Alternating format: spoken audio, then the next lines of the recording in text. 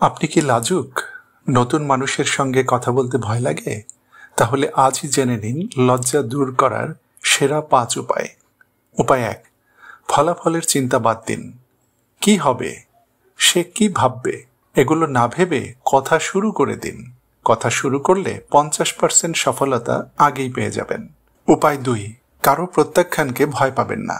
কে আপনাকে মানবে, কে মানবে না এসব ভাবার মোটেও দরকার নেই। যে মানবে সেই আপনার উপযুক্ত বন্ধু হবে। বাকিদের কথা মাথায় আনার দরকার নেই। প্র্যাকটিস, প্রতিদিন 5 জন করে নতুন মানুষের সঙ্গে কথা বলার চেষ্টা করুন। উপায় 3, অপরিচিতরা আপনার কথা কমই ভাবে। সে আপনার সম্পর্কে কি ভাবছে এটা ভেবে আপনার সময় নষ্ট করবেন না। আপনার অধিকার আছে সবার সঙ্গে হাসি মুখে কথা বলার।